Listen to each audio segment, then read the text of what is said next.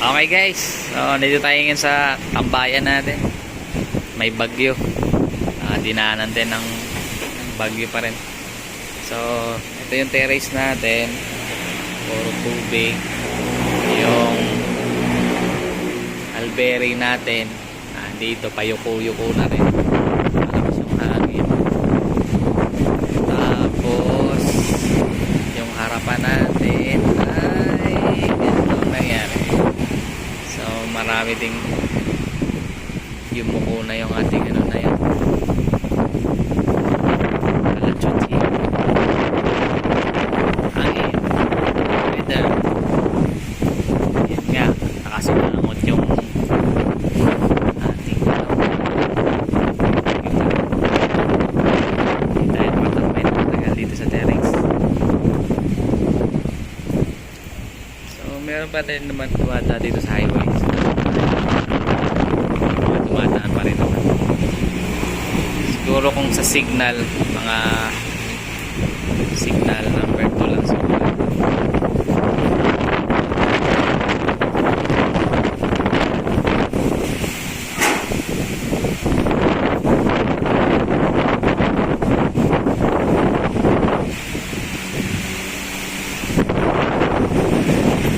Nalakasan din. Hangin. Makalayo na ito. Wala kaming kuryente ngayon. Buti yung cellphone ko ay i-full charge ko kahapon.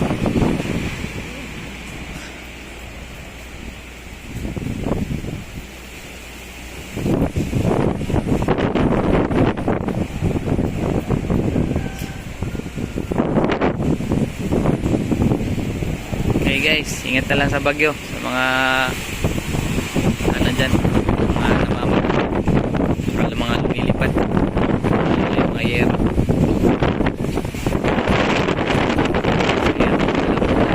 Wala namang importante mo.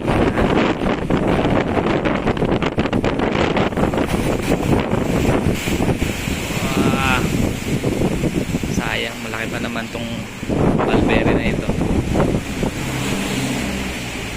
Yung ating fish pond.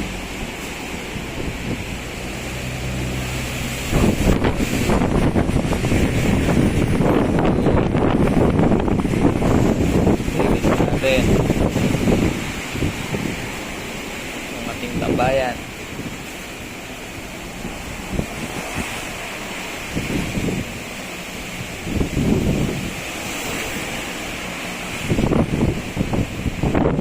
Pasalamat pa rin tayo sa Diyos at ganito na lang naman na.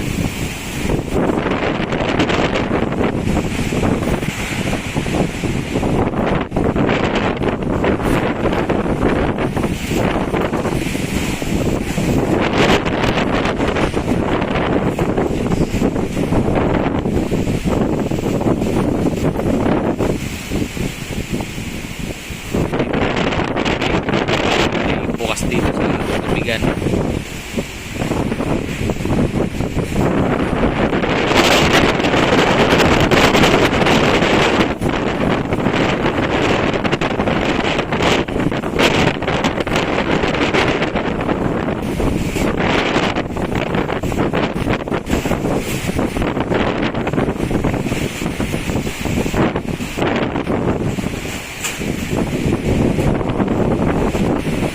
Guys, so ganito lang muna tayo. Tayo muna stay at home at delikado. Sana lumipas na itong bagyo at bumalik na rin yung kuryente.